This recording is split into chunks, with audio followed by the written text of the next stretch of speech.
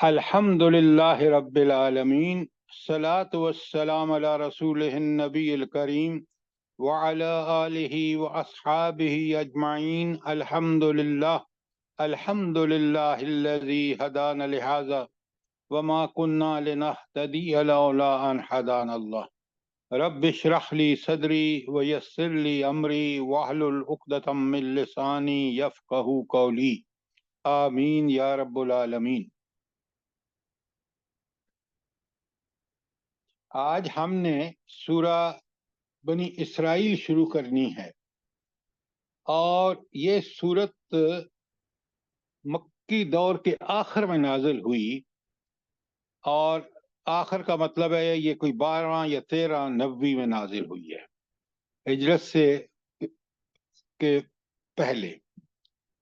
اچھا، اب یہاں ایک سوال ہے، اور وہ سوال بڑا اہم ہے۔ وہ یہ ہے کہ سورہ بقرہ جو ہے وہ 1 ہجری میں نازل ہوئی ہے مدینے میں۔ وہاں جو پہلا نصف ہے 3 رکوع میں، تو پہلے میں بتایا کہ پکے سچے مسلمان کون ہیں، پھر بتایا کہ پکے کافر کون ہیں، اور پھر بتایا کہ کون ہیں جو منافق ہیں۔ یہ 3 کیٹیگریز بتانے کے بعد ساری انسانیت کو دعوت دے دی اللہ کی عبادت کی، جس کے لیے قرآن نازل ہوا، جس کے لیے انبیاء مبعوث ہوئے۔ اس کے بعد یہ نصف ہے اس کا 143، تو یہ کوئی 40 سے لے کر 143 تک پورا بنی اسرائیل پر اللہ کے انعامات کیا تھے اور ان کے جرائم کیا تھے، یعنی ایک قسم کی چارج شیٹ ہے۔ پہلا سوال جو یہاں کہ یہ بنی اسرائیل کا قرآن میں اس قدر ذکر کیوں ہے، جبکہ یہ سورت بھی پوری بنی اسرائیل ہے نام سے؟ یہ اس کی وجہ کیا ہے؟ تاکہ دیکھیں نا، قرآن سے آپ نے ہدایت لینی ہے تو پھر قرآن نے جن چیزوں کو بہت سٹریس کیا ہے ان کے بارے میں ہمیں پتہ ہونا چاہیے کہ یہ قرآن نے کیوں ان کو اتنی اہمیت دی ہے۔ تو بنی اسرائیل کو اتنی اہمیت کیوں دی ہے قرآن نے؟ سر، ذرا یہ سوچ وہ سمجھ۔ قوم تھی جس میں پے در پے انبیاء آئے، اور اللہ تعالیٰ کی یہ مطلب بہت انعامات تھے اس کے اوپر، اور انہوں نے پھر بھی نافرمانیاں کی۔ تو امت مسلمہ یہی تھی پہلے، حضور پاک صلی اللہ علیہ وآلہ وسلم سے پہلے۔ آپ نے بالکل ٹھیک کہا، بڑے غور سے سنیے۔ ان کا ذکر، ان پر انعامات، کس طرح اللہ نے پے در پے انبیاء بھیجے، یہ امت کبھی انبیاء سے خالص نہیں رہی۔ تو یہ دنیا کی امامت ان کے سپرد تھی، اور جتنے انعامات ان پہ ہوئے وہ کسی اور امت پر نہیں ہوئے سوائے نبی کریم صلی اللہ علیہ وآلہ وسلم کی۔ لہٰذا قرآن کیونکہ کتاب ہدایت ہے، قرآن ہمیں بتا رہا ہے کھول کھول کے کہ تم سے پہلے یہ امت تھی، اسی کا نام امت مسلمہ تھا، کیونکہ یہی انبیاء کی اور دین اسلام ہی اللہ کا دین رہا ہے ہر نبی کے لیے۔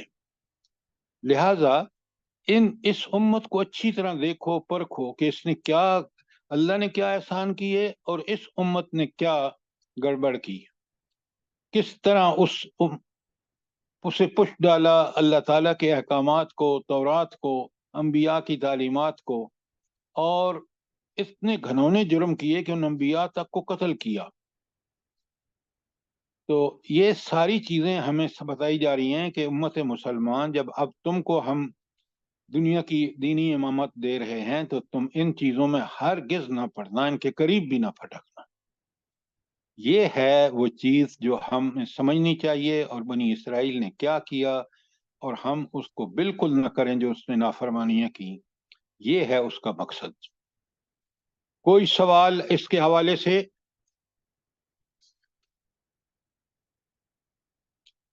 اب چلتے ہیں، ہمیں یہ پتہ چل گیا کہ اس سورت کا زمانہ نزول 12 نبوی ہے، اور 12 نبوی میں جو حالات تھے وہ بھی بڑے کشیدہ تھے۔ مکے کے حالات یہ تھے کہ مکے میں نبی کریم صلی اللہ علیہ وآلہ وسلم کی قتل کا منصوبہ کافر بنا رہے تھے، اور مسلمان 2 ہجرتیں کر چکے تھے حبشہ کو۔ ایک 5 نبی میں اور ایک 6 نبی میں. تو حالات انتہائی کشیدہ تھے. اب ذرا آپ غور فرمائیں کہ اس زمانے میں اللہ تعالیٰ کیا کیا بشارتیں دے رہے ہیں. اچھا، اب اس آخری زمانے میں مکی دور کے نبی کریم صلی اللہ علیہ وآلہ وسلم کو اللہ تعالیٰ نے معراج کا سفر عطا فرمایا.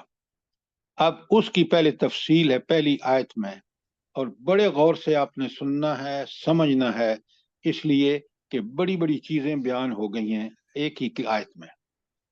بسم اللہ الرحمن الرحیم. سبحان الذی، بڑی وہ ہر کیب سے پاک ہے وہ ہستی. اسرا بعبدہ، جو لے گیا اپنے بندے کو رات کے وقت. کہاں سے؟ من المسجد الحرام الی المسجد الاقصی، مسجد حرام سے لے کر ان کو مسجد اقصی پہنچا دیا. اچھا، الذی بارکنا حولہ، اللہ تعالیٰ فرماتے ہیں کہ جس کو ہم نے برکتوں کے نزول سے وہ کر رکھا تھا، بھرپور کر رکھا تھا. کیوں؟ لنریہ من آیاتنا، تاکہ ہم اس نبی کو اپنی نشانیاں دکھائیں. انہ هو السمیع العلیم، بے شک وہ اللہ سنتا بھی ہے، ہر چیز کو سن بھی رہا ہے اور دیکھ بھی رہا ہے. اچھا، اب اگر ہم اچھے طالب علم ہیں نا، تو ہمیں پتہ کیا کرنا چاہیے. پہلے تو یہ آیت سبحان اللہ سے شروع کیوں ہوئی ہے، نمبر 1. اگر چاہیں تو لکھتے جائیں. نمبر 2، عبد ہی، یہ عبد ہی اس کا بندہ، یہ دوسرا بڑا نقطہ ہے جو ہمیں سمجھنا ہے. اور پھر تیسری بات یہ ہے کہ اللہ تعالیٰ آپ صلی اللہ علیہ وسلم کو مسجد حرام سے اٹھایا اور سب سے پہلے مسجد اقصی لے گیا، جو کئی ہفتوں کا سفر ہے، اور راتوں رات آپ گئے وہاں سے، آپ گئے اس پہ آسمانوں پر، اور اس کے بعد واپس بھی آ گئے. تو یہ مسجد اقصی کیا ہے اور مسجد حرام کیا ہے، یہ ہمیں پتہ ہونا چاہیے.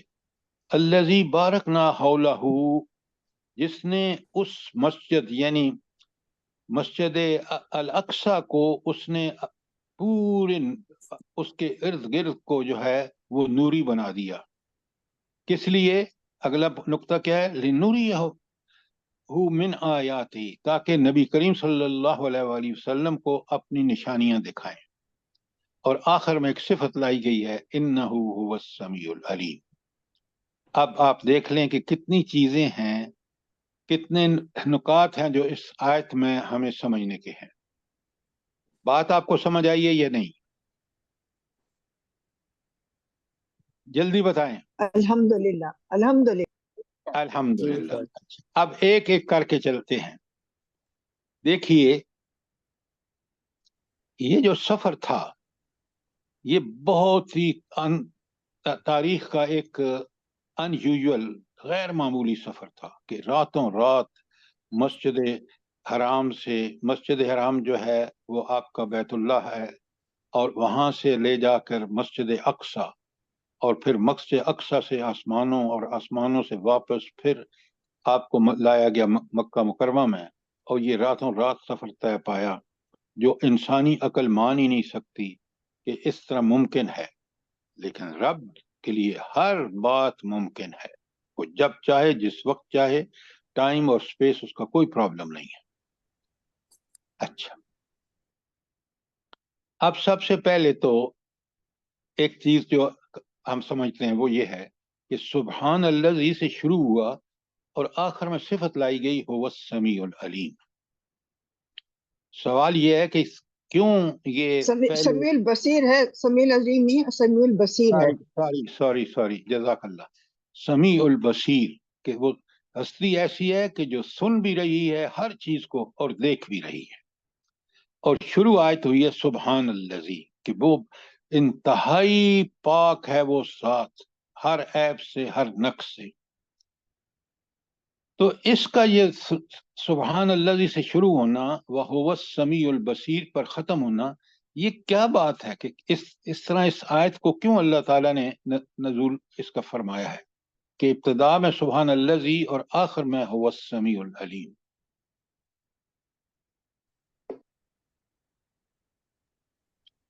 اب بڑے غور سے سنیے، سمجھیے، اگر بات کلیئر نہ ہو تو سوال کیجیے۔ یہ بڑا غیر معمولی سفر تھا، خود کئی ہفتوں کا میں نے بتایا سفر ہے مسجد حرام سے فلسطین تک جہاں مسجد اقصی واقع ہے۔ بندے کو اٹھانا، وہاں سے اٹھا کے وہاں لے جانا، وہاں پھر اس کو یہ ساری اپنی نشانیاں دکھانا، پھر آسمانوں پہ لے جانا، آسمانوں سے واپس ایک ہی رات میں پہنچا دینا۔ تو یہ وہی ہستی کر سکتی ہے جو ہر کمزوری سے پاک ہو، جس میں طاقت اور جس کے ذرائع اور وسائل اتنے کہ وہ ایک بندے کو کس طرح اس نے یہ سارا سفر ہوا، اور پھر وہ سمیع اور بصیر ہے، وہ سن بھی رہا تھا، وہ دیکھ بھی رہا تھا جو کچھ اس سفر میں معاملات پیش آئے۔ لہذا یہ اس ہستی کا کمال ہے جو پاک ہے ہر عیب اور ہر نقص سے، اور وہ ہر وقت ہر معاملے کو سن بھی رہی ہے اور دیکھ بھی رہی ہے۔ بات کلیئر ہے؟ جی سر، یہ اس رب کی کرم نوازیاں دیکھیں کتنی بلند شان ہے۔ اچھا اب آگے سنیے ذرا۔ بے عبد ہی، رات کو لے گیا بے عبد اپنے بندے کو، یہ بندے سے مراد کیا ہے؟ بہت اہم ہے، ذرا اس کو سمجھیے اچھی طرح۔ نبی پاک کو، نبی صلی اللہ علیہ وسلم۔ بالکل، نبی کریم صلی اللہ علیہ وآلہ وسلم۔ عبد ہی کیوں کہا؟ بھائی یہ لوگ تو واضح نبی کرنے کریم کے لیے کہ نبی بھی اللہ کے بندے ہوتے ہیں، بشری ہے، انسان ہے۔ چھوڑیں آپ یہ روایتی بات سر یہ تو مکہ والے کہتے تھے نا کہ یہ ان میں سے فرشتہ کیوں نہیں آ گیا، یہ بندوں میں سے کیوں نبی آیا؟ آپ یہ غلط باتیں مت کریں، ادھر ادھر کی سنی سنائی مت کریں، اگر ٹو دی پوائنٹ بات ہے تو کریں۔ عبد ہی اس لیے کہا، یہ بڑی اہم بات ہے کہ اللہ تعالیٰ نے اپنے نبی کو جس صفت سے پکارا ہے وہ صفت ہے عبد ہی۔ اب کیوں کہا؟ بڑے غور سے سنیے۔ نبی کریم صلی اللہ علیہ وآلہ وسلم کو جیسی محبت اللہ تعالیٰ سے تھی، جیسے آپ کو اللہ تعالیٰ نے عنایتیں اور نوازشیں کی، اس کی وجہ سے وہ بالکل یہ اللہ کے انتہائی چہیتے انسان تھے۔ یتیم پیدا ہوئے اور پوری دنیا کی امامت قیامت تک ان کے ذمہ لگا دی اللہ تعالیٰ نے۔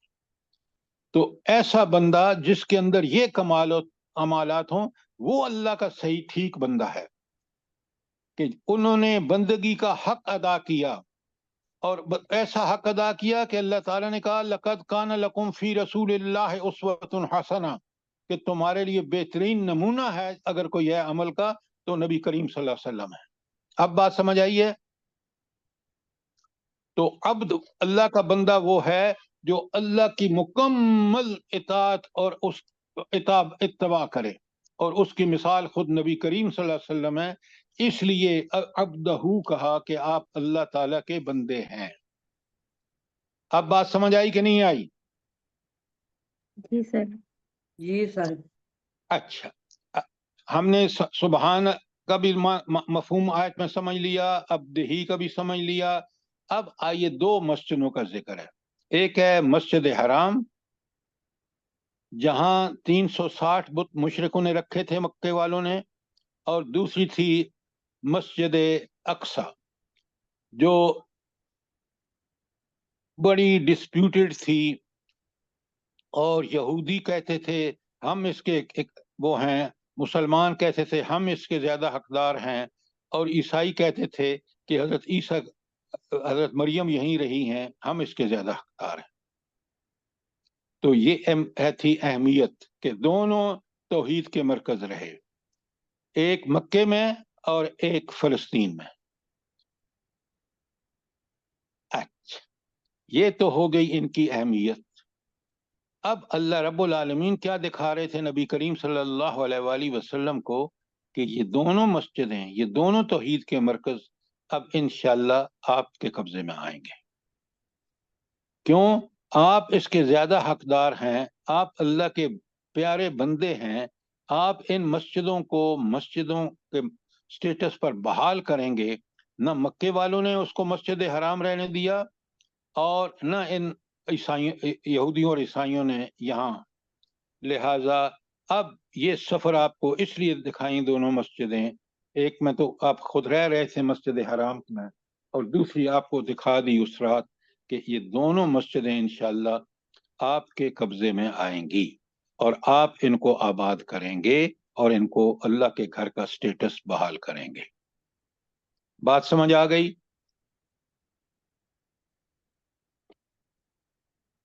الحمدللہ. تو آپ نے دیکھا کہ یہ جو سفر ہے مسجد حرام سے مسجد اقصی کا، یہ ایک پرپز تھا، خاص مقصد. اچھا، یہاں تک بات سمجھ آ گئی. آگے اللہ تعالیٰ الذی بارکنا حولہ، اللہ تعالیٰ نے اس مسجد الاقصی کا جب نبی کریم صلی اللہ علیہ وآلہ وسلم تشریف لائے تو اللہ فرماتے ہیں بارکنا حولہ، ہم نے اس کے گردا گرد برکتیں اپنی نچھاور کر دیں. تو یہ کیا برکتیں ہیں جو وہاں مسجد اقصی میں تھیں جس کا اللہ تعالیٰ ذکر فرما رہے ہیں؟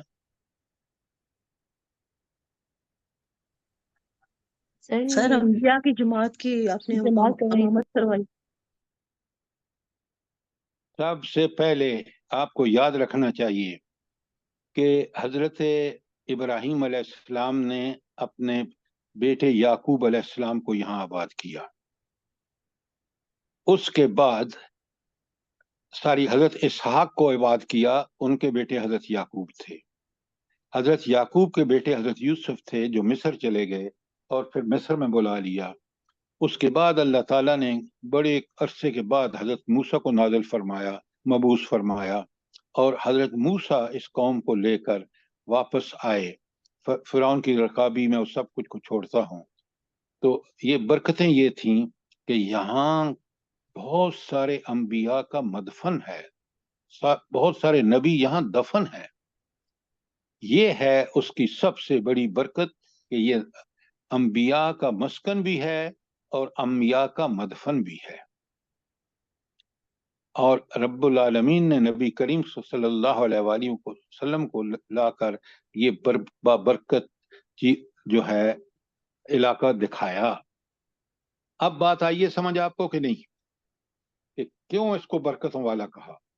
تو اس میں روحانی برکتیں بھی ہیں اور مادی برکتیں بھی ہیں. بھلا مادی برکتیں کیا ہیں وہاں فلسطین میں؟ وہاں کی زمین بہت زرخیز ہے. ہاں، دنیا کی بہترین پھل زرخیز اور زمین ہے. بہترین نباتات وہاں اگتی ہیں. اور اب آپ نے دیکھا ہے کہ وہاں تیل کی بڑی دولت ہے، اور یہودی جو ہیں وہ کیا ظلم کر ڈھا رہے ہیں تاکہ وہ اس سرزمین پر قابض ہو جائیں. تو آپ نے دیکھا کہ یہ تھیں وہ آیات جو نبی کریم صلی اللہ علیہ وسلم کو دکھائی گئی. اور یہ سب کس ہستی نے دکھائی ہیں؟ اس کی صفت خاص کیا لائی گئی ہے؟ سمیع البصیر. وہ ہر چیز کو دیکھ بھی کر رہی ہے، نگرانی بھی کر رہی ہے، واچ بھی کر رہی ہے، وہ بصیر ہے، وہ دیکھ رہی ہے. تو آپ نے دیکھا یہ پہلی آیت کتنی اہم ہے اور کتنے سارے نکات ہیں اس میں. اگر آپ نے نہیں لکھے تو کم از کم اپنے قرآن پر ہائی لائٹ کر لیں کہ کس طرح سبحان الذی کا کیا مطلب ہے، عبدہ کا کیا مطلب ہے، مسجد حرام کیا چیز ہے، مسجد اقصی کیا چیز ہے، اس کو گردا گرد کو اللہ تعالیٰ نے کیسے برکتوں سے نوازا ہے، روحانی اور مادی برکتوں سے. اور کون سی آیات تھیں جو اللہ تعالیٰ نبی کریم صلی اللہ علیہ وآلہ وسلم کو وہاں لے گیا دکھانے کے لیے.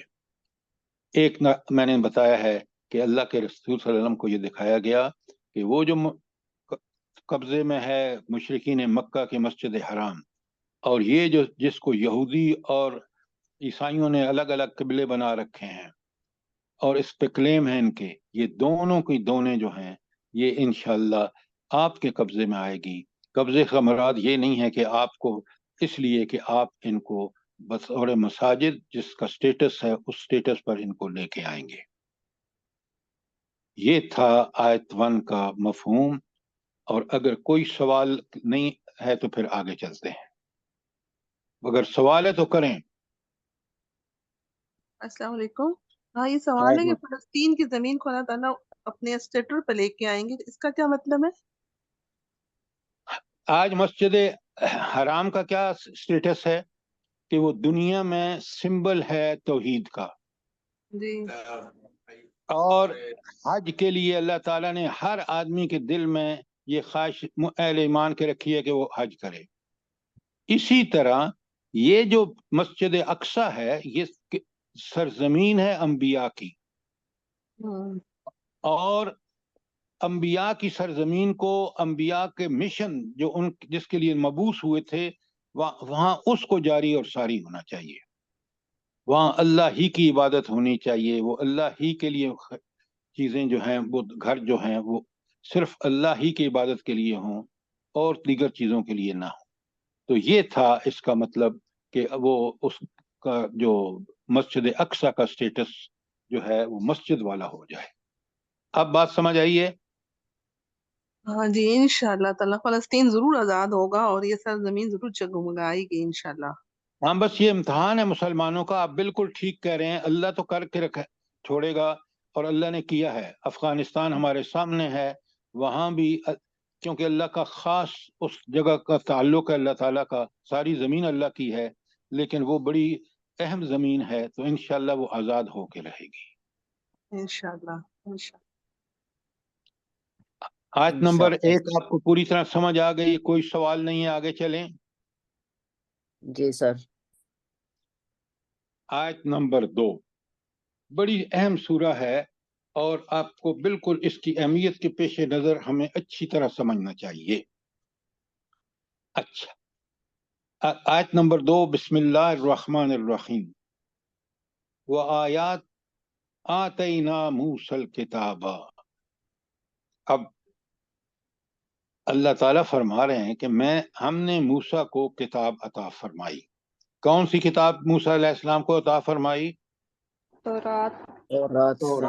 उस तौरात की खास बात क्या है? उसमें हिदायत है, उसमें सारी शरीयत फ्री है और कुरान पाक में हाँ, वो शरीयत की किताब है, और वो शरीयत नाजिल करने वाली वही हस्ती है जिसने कुरान नाजिल की है और कुरान की शरीयत भी नाजिल की है। लिहाजा मूसा की किताब का खास कर अल्लाह ताला ने जिक्र किया है, और इसलिए भी कि यहूदी अपने आप को हजरत मूसा अलैहिस्सलाम को जो है उसको सबसे आला और फल नबी मानते हैं। जो यहूदी हैं वो तो नबी करीम सल्लल्लाहु अलैहि वसल्लम के मुनकर भी हैं ना। लिहाजा अल्लाह ताला फरमाते हैं, ये एक बात याद रखें, यहाँ यहूदियों का जो किबर और गरूर है ना, उस पर बड़ी अल्लाह ताला ज़रब लगा रहे हैं।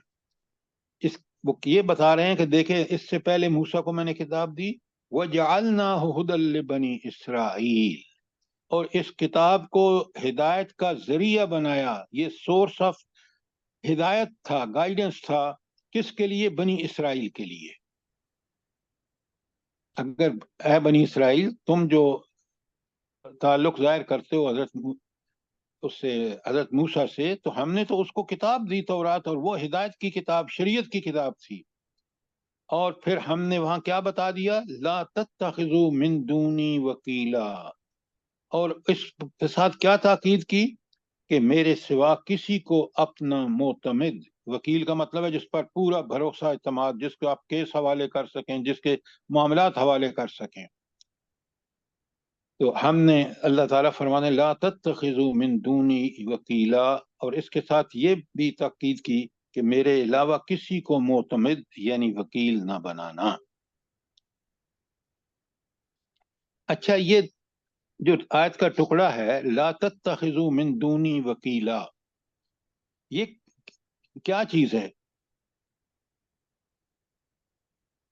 दीन की इस्तिलाह में सर ये तौहीद है।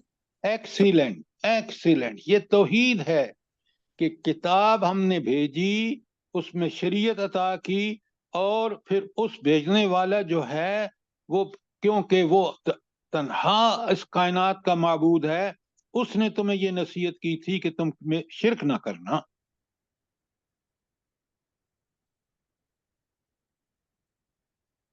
تو تین چیزیں یہاں بتائیں کہ ایک تو یہ کتاب نازل ہوئی حضرت موسیٰ پر، جس کے تم بہت بڑے اپنے آپ کو دعوے دار سمجھتے ہو، اور یہی کتاب تھی جو ہدایت کا سرچشمہ تھی بنی اسرائیل کے لیے، اور اس میں واضح بتا دیا گیا تھا کہ توحید اس کی بنیاد ہے، اور اسی کو پکڑے رکھنا، اس کو نہ چھوڑنا۔ کوئی سوال آیت نمبر 2 کے بارے میں؟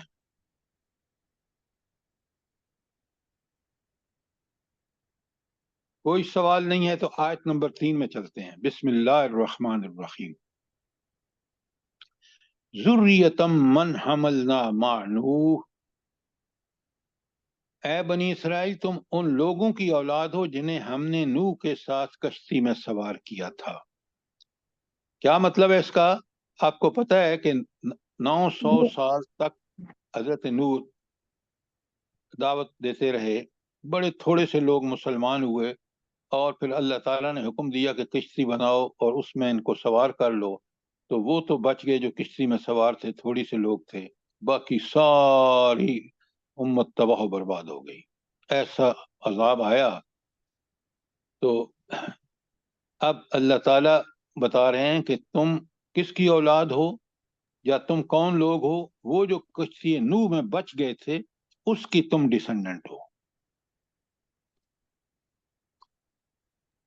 اچھا، اس کے بعد اللہ تعالیٰ فرماتے ہیں انہو کان عبدا شکورا، اور نوح علیہ السلام ایک شکر گزار بندے تھے۔ عبدن کا لفظ آیا ہے، وہ جو اوپر عبدہو آیا ہے یہاں عبدن آیا ہے، کس کے لیے؟ حضرت نوح کے لیے۔ وہ عبد آیا تھا محمد رسول اللہ صلی اللہ علیہ وسلم کے لیے۔ تو نبی ایک کامل عبد ہوتا ہے، اللہ کا ایسا غلام، اللہ کا ایسا عبادت گزار کہ جو نمونہ ہوتا ہے۔ تو بنی اسرائیل کو یہ بتایا جا رہا ہے کہ تم جس ہستی کی اولاد ہو، حضرت نوح کی، جس پر ایمان لائے تھے، تو وہ جو لوگ سوار تھے، اور وہ کیسا بندہ تھا؟ عبدن شکورا، بڑا شکر گزار تھا۔ اچھا، شکر گزاری کی سب سے بڑی علامت کیا ہے کہ ایک بندہ شکر گزار ہے؟ تو سب سے بڑا کام شکر گزار بندہ کیا کرتا ہے؟ ہوتی ہی ہوتا اللہ ہے تعالیٰ سر۔ کی عبادت۔ اللہ کی عبادت۔ ہاں، اب بالکل آپ نے ٹھیک کہا، اگر عبادت نہیں کرتا اللہ تعالیٰ کی تو اللہ کا شکر گزار بندہ نہیں ہے۔ اچھا، اب عبادت کا مفہوم کیا ہے؟ جلدی بتائیں۔ سر پیدائش سے لے کے موت تک تمام زندگی جو ہے اللہ تعالیٰ کے احکامات کے سنت، قرآن اور سنت کے مطابق زندگی گزارے۔ دنیا میں بالکل آپ نے ہر وقت، ہر جگہ، ہر معاملے میں اللہ کی بات مانو۔ بالکل، یہ دونوں ایک ہی چیز ہیں کہ عبادت کا حق ادا کرے، یا زندگی کے ہر معاملے میں، ہر جگہ، ہر وقت صرف اور صرف اللہ کی بات کو مانے۔ یہ ہے عبادت، اور یہ جو عبادت کرتا ہے وہ شکر کرتا ہے۔ تو آج کیا دیکھتے ہیں آپ مسلمانوں کے نام و نہاد مسلمان جو آج ہم ہیں، کیا ہم واقعی شکر گزار ہیں؟ بتائیں نا۔ بالکل بھی نہیں سر، بالکل نہیں ہے۔ خواہشات کے کیوں؟ پیچھے ایک منٹ، کیوں؟ اس لیے کہ سود ہمارے ہاں جو اللہ کی سب سے بڑی لعنت ہے، اس کا رواج اتنا، اور جھوٹ، عدالتیں، غلط فیصلے، قرآن و سنت سے کوئی تعلق نہیں رہا، تو آج ہم اپنے آپ کو مسلمان کہتے ہیں، اللہ تعالیٰ ہمیں مسلمان ہونا قبول نہیں کرے گا۔ آپ دیکھ رہے ہیں، پورا قرآن دیکھ لیں، اللہ کے بندے، اللہ مومن اہل ایمان اس کو کہتے ہیں جو اللہ کا فرما بردار اور تابعدار ہو، اللہ کا عبادت گزار ہو۔ کوئی سوال آیت نمبر 3 پر؟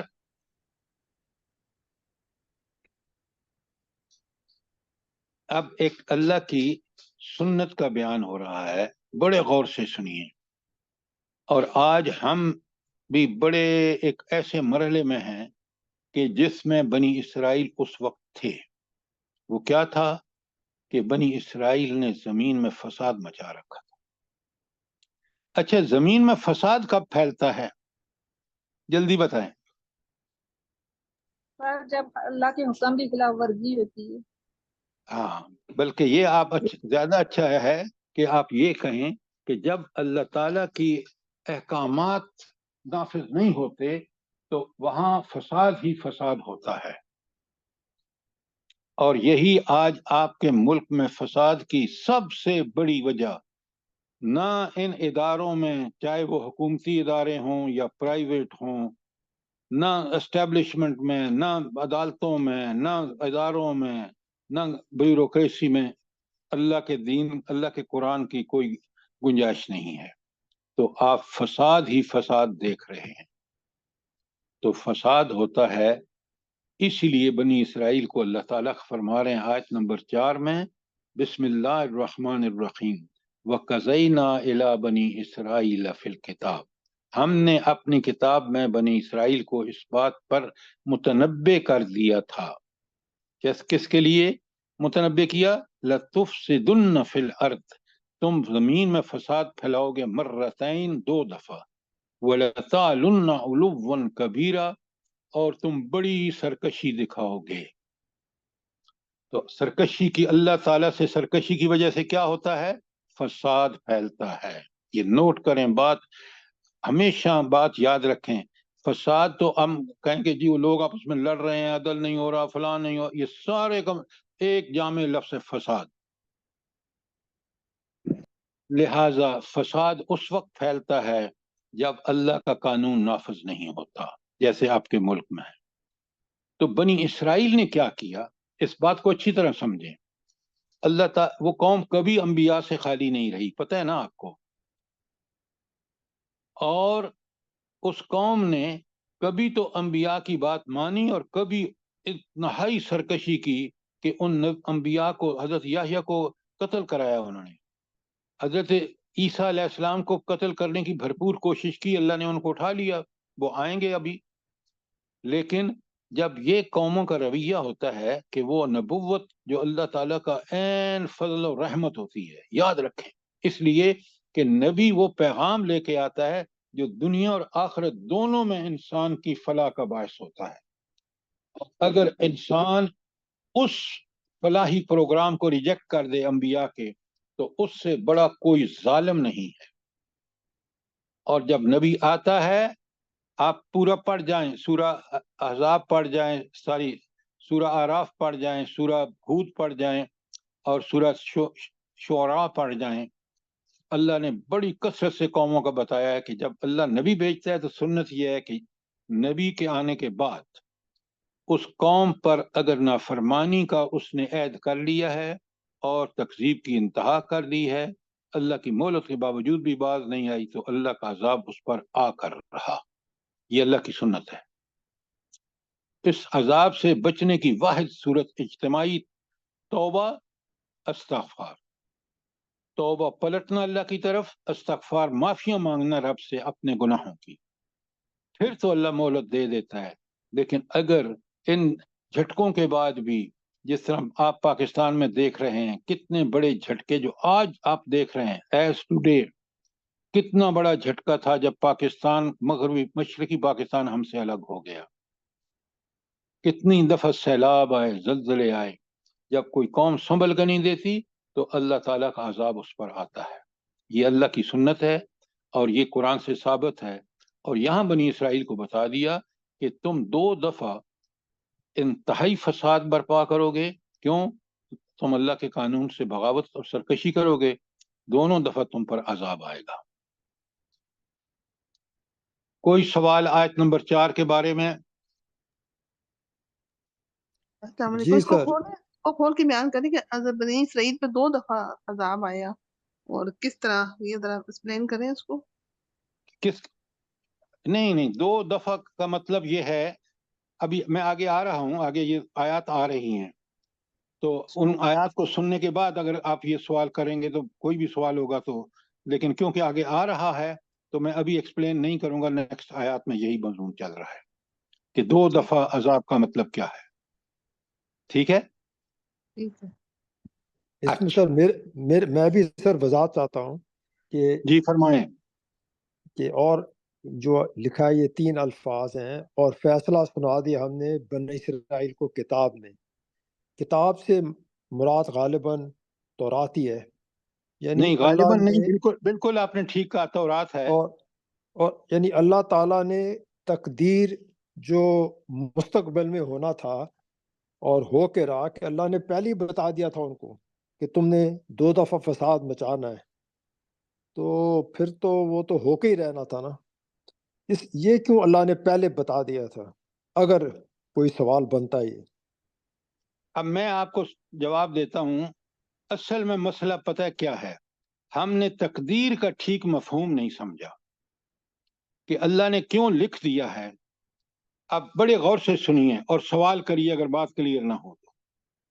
اللہ تعالیٰ کو جتنے بھی مستقبل کے کام ہیں اس کا اللہ کو سب پتہ ہے. رہا معاملہ انسانوں کا، تو انسان جو کام کرتے ہیں اعمال کے حوالے سے، اس کی اللہ تعالیٰ نے ان کو پوری آزادی بھی دی ہے، اور اس کو سمجھ بوجھ عقل صلاحیتیں سب کچھ دی ہیں تاکہ وہ صحیح فیصلے کرے. اور اس کے بعد اللہ تعالیٰ نے انبیاء بھیجے، شریعتیں بھیجیں. بنی اسرائیل کو اللہ تعالیٰ نے تورات نازل کی، موسیٰ علیہ السلام، اور اس کے بعد کئی نبی آئے، انہوں نے اسی شریعت پر عمل کیا. تو اللہ یہ اس لیے لکھ رہا ہے کہ اللہ کو پتہ ہے کہ یہ آزادی کا غلط استعمال کریں گے، یہ سرکشی کریں گے. جب سرکشی کریں گے تو اللہ کی سنت ہے، ان پر عذاب آئے گا. تو تقدیر یہ ہے کہ ہم عمل میں جو آزادی ہمیں حاصل ہے، اللہ نے جو دی ہے، اگر ہم اس کو غلط استعمال کریں گے، سرکشی اور بغاوت، اللہ مہلت دے گا، پھر بھی فائدہ نہیں اٹھائیں گے، تو پھر اللہ کا عذاب آئے گا. تو تقدیر یہ ہے کہ اللہ کو ان تمام معاملات کا پورا علم ہے جو کل فیوچر میں ہونے والے ہیں، لیکن وہ اعمال ہم اپنی مرضی اور جو اس وقت کی امتیں ہیں، قومیں ہیں، وہ کریں گی اپنی آزادی کے تحت. جب سرکشی کریں گے تو اللہ کا عذاب آئے گا. جب اللہ کی وہ عبادت کریں گے، اللہ انبیاء کی دعوت کو قبول کر لیں گے، ان پر برکات کا نزول ہوگا. اب مجھے آپ سوال کلیئر ہے آپ کو جو جواب میں نے دیا ہے؟ جی ہاں سر، ایک حد تک ٹھیک ہے، جزاک اللہ. نہیں، ایک حد تک کی بات جب کرتے ہیں نا آپ، تو اس کا مطلب ہے کہ آپ کو بالکل کلیئر ہونا چاہیے. دین آپ کو جو گائیڈ لائن پرووائڈ کرتا ہے وہ اسی کے لیے ہیں کہ ہم ہر قسم کے شک و شبہ سے پاک ہو جائیں، سمجھ لیں، اور پھر اس پر یکسو ہو کر عمل کریں. اس میں سر مطلب جو بات ہے نا، جو تقدیر ہے نا، دیکھیں سر، ایک تو تقدیر اللہ نے چھپائی ہوئی، وہ کتاب لوح محفوظ میں سب کچھ لکھا ہوا ہے، لیکن اللہ نے بتایا نہیں ہے. لیکن یہاں پر ان کو بتانے کا مقصد، مطلب ٹھیک ہے، وہ پھر تو ہونا ہی تھا، پھر تو فساد مچانا تھا، پھر انہوں نے غلط کرنا ہی تھا، تو ان کو نہ ہی بتاتے تو واللہ عالم. یہ دیکھیں، واللہ عالم جب آپ کہتے ہیں نا، اس کا مطلب ہے کہ اللہ تعالیٰ نے جس چیز کو ان کو آگاہ کر دیا، اور پھر آج ہمارے لیے بھی سب سے بڑی آگاہی ہے کہ ان قوموں پر عذاب ضرور آتا ہے جو توبہ طائب نہیں ہوتی، اللہ تعالیٰ کی سرکشی اور بغاوت کرتی ہیں، ان پر عذاب آتا ہے. یہ اس لیے بتایا گیا ہے.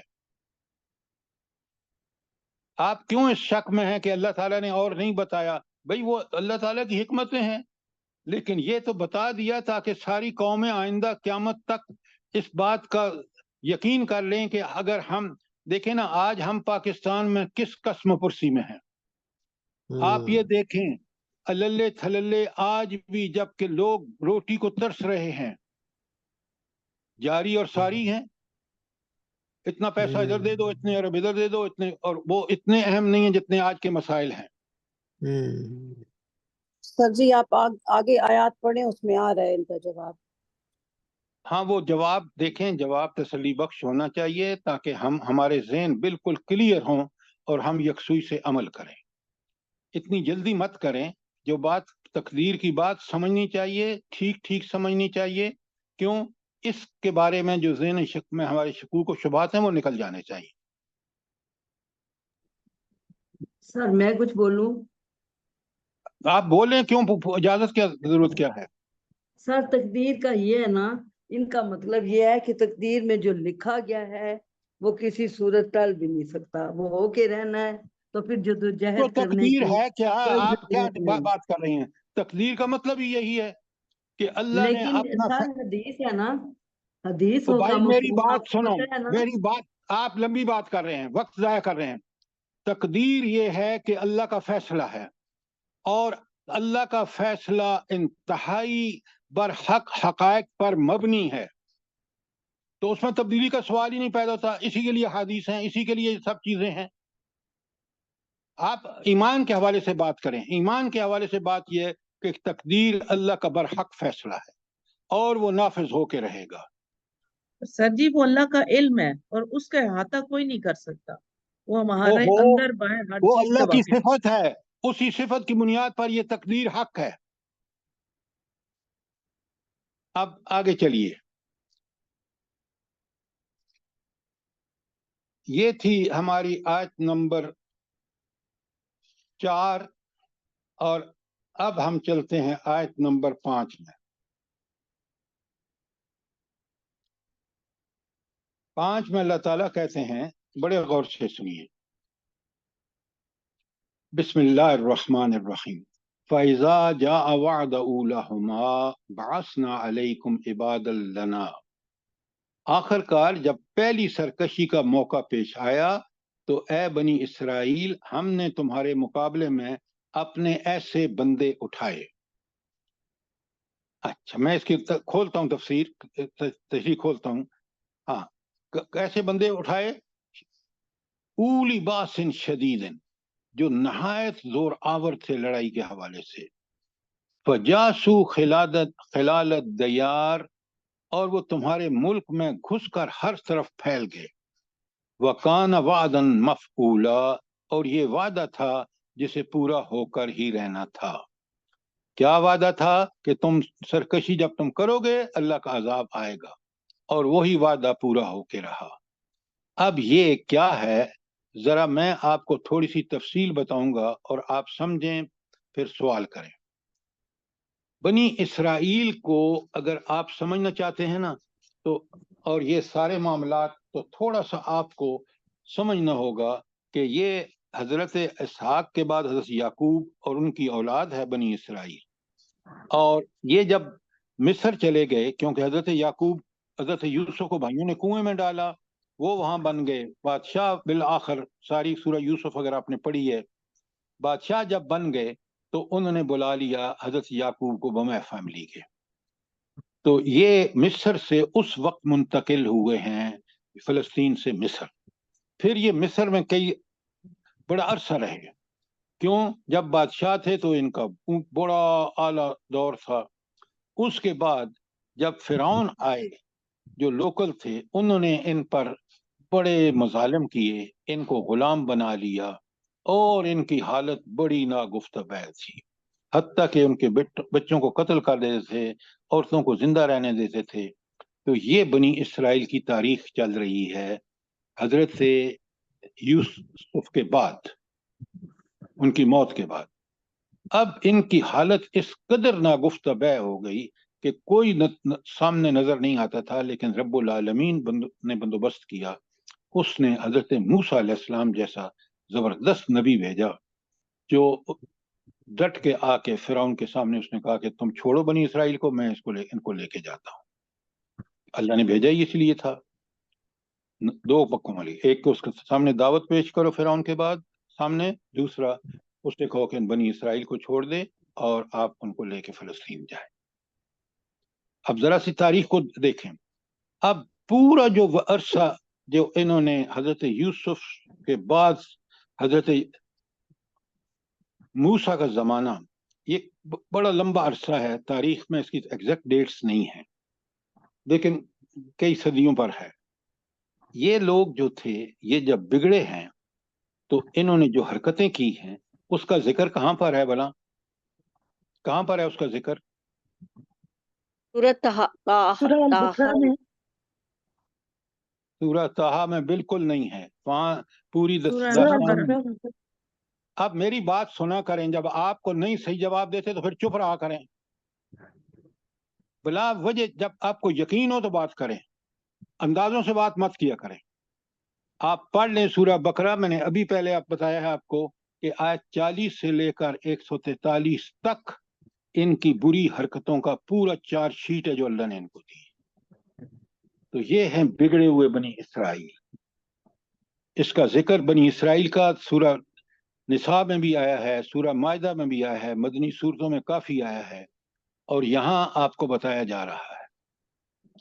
अच्छा, अब ये जब वहां से निकले हैं, मूसा फिरौन गरक हो गया, मूसा अलैहिस्सलाम फिर भी ये बाज नहीं आए। आपको पता है सामरी का केस कुरान में बयान हुआ है, फिर गाय का ज़िबा करने का बयान हुआ है, किस कदर ये नाहंजार थे।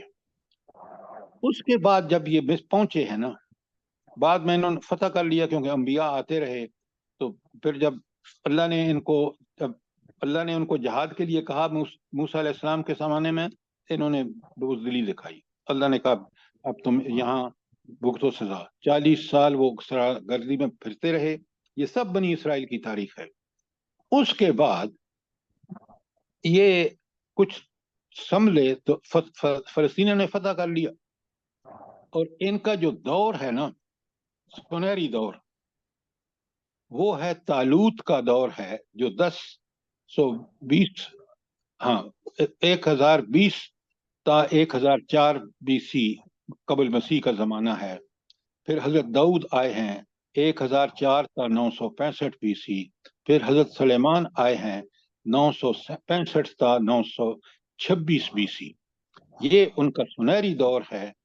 और उसके बाद ये पहला फसाद जो इस आयत में जिक्र है, जब बिगड़े हैं हजरत सुलेमान के बाद और इनकी फतह कर ली हैं, और ये बख्त नसर ने हमला किया है फलस्तीन पर और इनको ईंट से ईंट बजा दी। ये है वो पहला फसाद जो बख्त नसर ने हमला कर किया है 587 BC में। अब आपको समझ आई कि ये पहला फसाद कब हुआ और क्यों हुआ, मैंने इख्तिसार के साथ आपको बताया है। कोई सवाल हो? जी सर। अच्छा, अब इस फसाद का जिक्र है आयत नंबर 5 में कि बख्त नसर का हमला हुआ 587 BC में, और ये भी कबल मसीह का वाक़या है, और ईसवी शुरू होती है हजरत ईसा के बाद। तो ये हजरत ईसा से पहले का जमाना है, 587 BC। उसमें क्या होता है, फैज़ा जा वादउलहुमा, जब पहली सरकशी का मौका पेश आया, बअसना अलैकुम इबादल लना, तो बनी इसराइल हमने तुम्हारे मुकाबले में अपने ऐसे बंदे उठाए, उली बासिन शदीदिन, जो बड़े जोर आवर थे लड़ाई के एतबार से। फजासू खिलालत दियार, वो तुम्हारे शहरों में घुसकर हर तरफ फैल गए।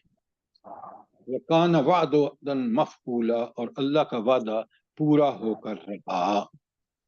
अब उनकी सरकशी के नतीजे में ये बख्त नसर और ये जो बाबल का बादशाह था, अल्लाह ताला इसको बंदे इसलिए कह रहे हैं कि उन्होंने जो हमला किया वो भी दरअसल अल्लाह का मास्टर प्लान था।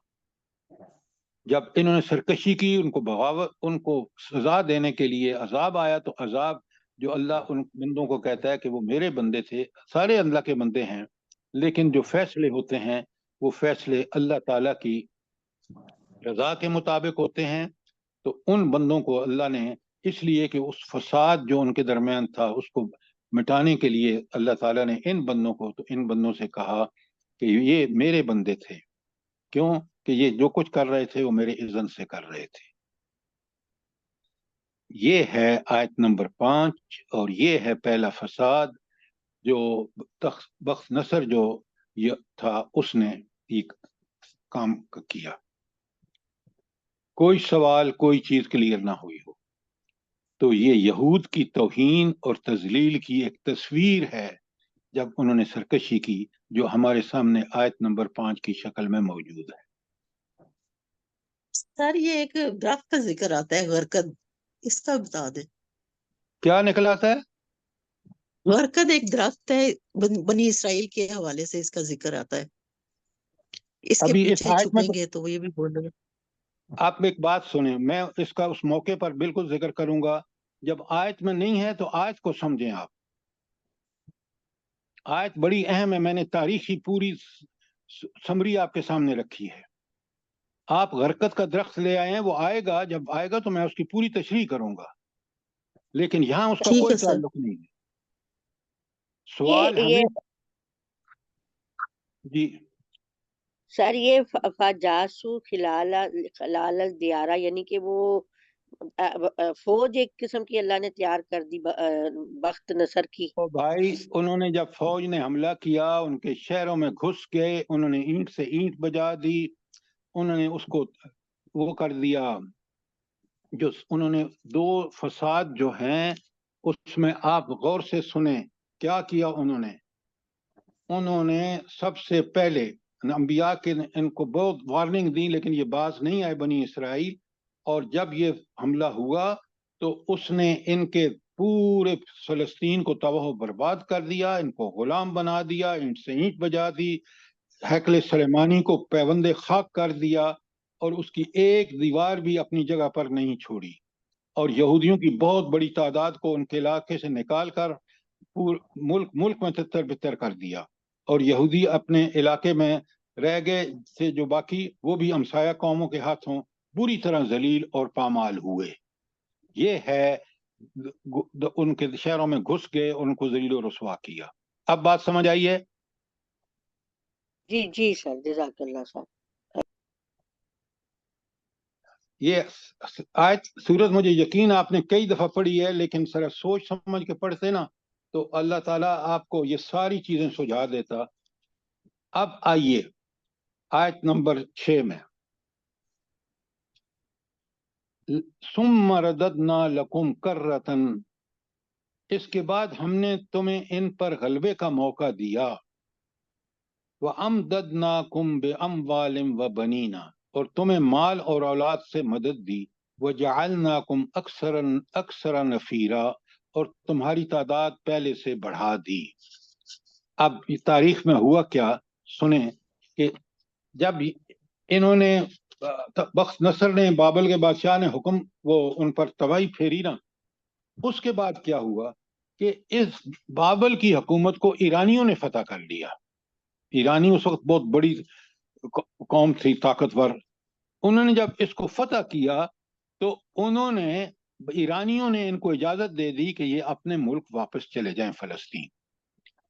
تو یہ ذکر اس بات کا ہے کہ پھر اپنے مال اور اولاد میں اضافہ کیا، یعنی یہ پھر فلسطین واپس آ گئے، اور انہوں نے پھر انبیاء کی جو تعلیمات اور انبیاء جو آ رہے تھے ان کے کہنے پر چلے، اور اس طرح یہ پھر ایک بہت اچھی قوم بن گئے۔ یہ ہے آیت نمبر 6 میں کہ پھر ثم رددنا لکم کرۃ علیہم، اس کے بعد ہم نے تمہیں ان پر غلبے کا موقع دیا۔ کیا مطلب کہ بابل والے کو انہوں نے ایرانیوں نے فتح کر لیا، اور وہ ایرانیوں نے ان کو غلام بنا لیا اپنا، اور ایرانیوں نے یہودیوں سے کہا کہ تم اپنے ملک واپس جا سکتے ہو، اور وہ جب واپس آئے تو اس وقت کے نبی کے کہنے پر انہوں نے عمل کیا، اور یوں وہ بڑے طاقت اور ان کی مال اور اولاد میں اللہ تعالیٰ نے برکتیں دی، کیونکہ وہ بڑے مطیع بن گئے تھے اللہ کے۔ کوئی سوال آیت نمبر 6 کے بارے میں؟ کوئی سوال نہیں ہے؟ اب آئیے آگے چلتے ہیں آیت نمبر 7 میں۔ بسم اللہ الرحمن الرحیم۔ ان احسنتم لانفسکم، کیا بات ہے، رب کا ایک اصول بیان ہو رہا ہے، بڑی اچھی طرح نوٹ کیجیے۔ وہ کیا ہے؟ ان احسنتم لانفسکم، تم اگر بھلائی کرو گے تو وہ بھلائی تمہارے اپنی ذات کے لیے ہوگی، وَإِنْ أَسَأْتُمْ فَلَهَا، اور برائی کرو گے تو وہ بھی تمہاری ذات کے لیے बुराई साबित होगी। आप मुल्क में आज देख रहे हैं, हमने बुराई को फरोग दिया, अब बुराई मुल्क के ऊपर पूरी तरह बुरा जमान है। और अगर हमने कुरान नाफिज कर दिया होता, यहाँ जब अल्लाह ने मुल्क को आज़ादी दी, कुरान इस्लाम के नाम पर हमने लिया और हमने हर गैर इस्लामी काम इंतहा तक किया, यानी यहाँ बिल्कुल हमारी मिसाल उसकी है, व इन असातुम, अगर तुम बुराई करोगे फलहा, फिर उसका वबाल भी तुम्हारे सर पर होगा। और आज देख रहे हैं आप, इन बुराइयों की वजह से इस मुल्क का वजूद खतरे में आ रहा है। अल्लाह न करे।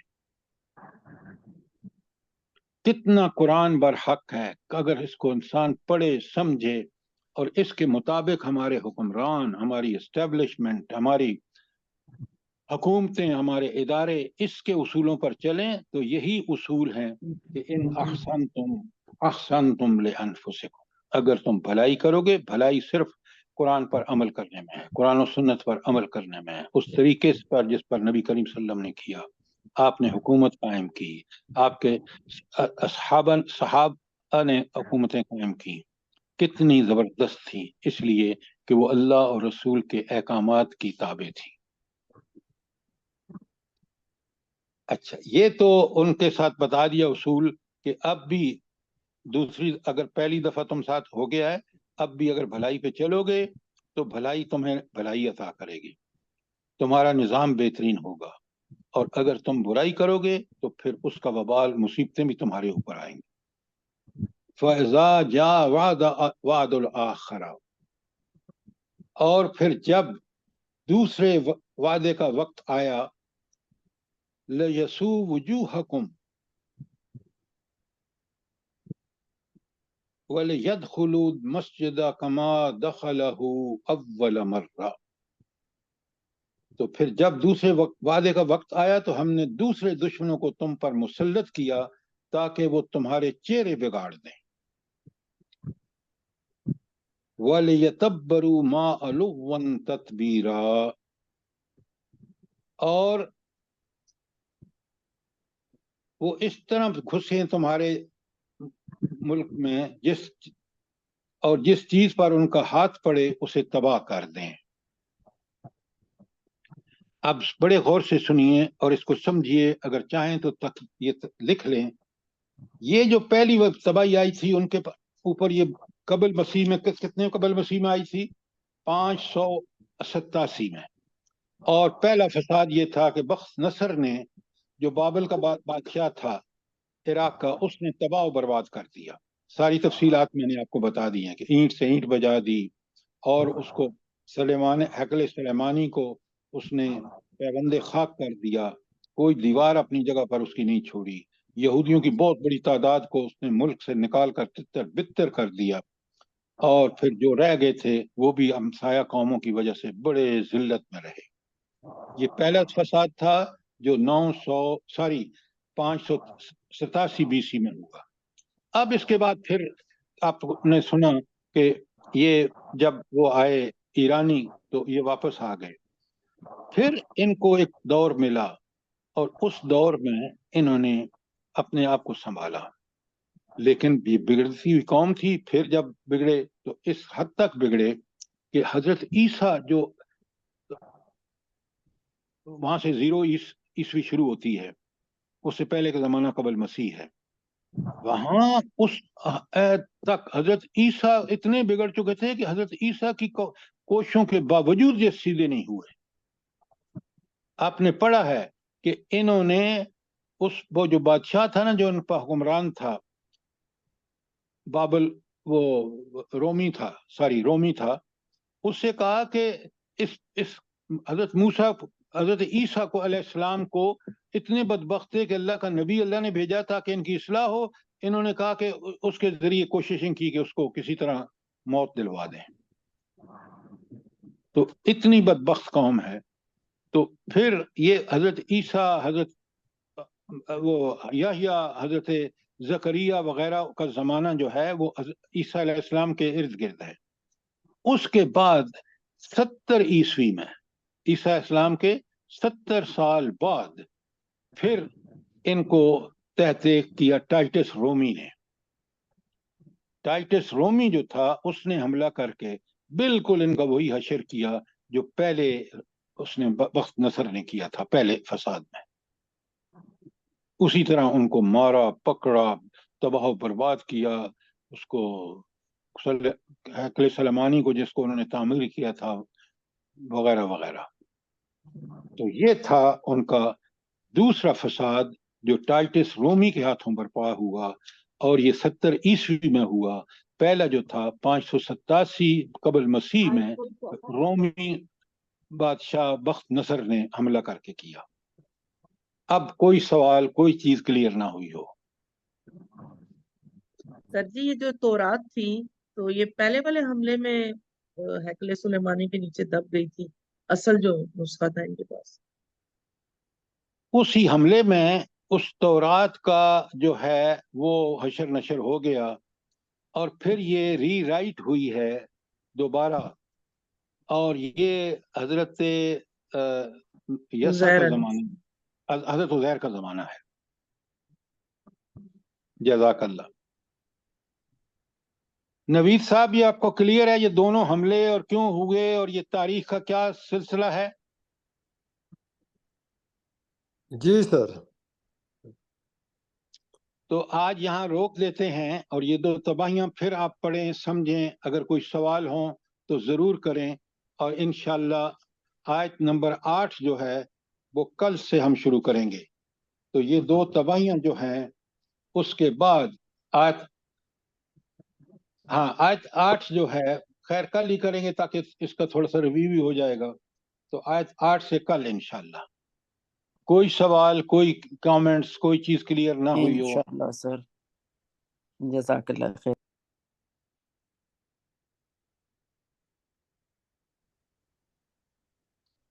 रब्बना तकब्बल मिन्ना इन्नका अंतस समीउल अलीम व तुब अलैना इन्नका अंतत तव्वाबुर रहीम।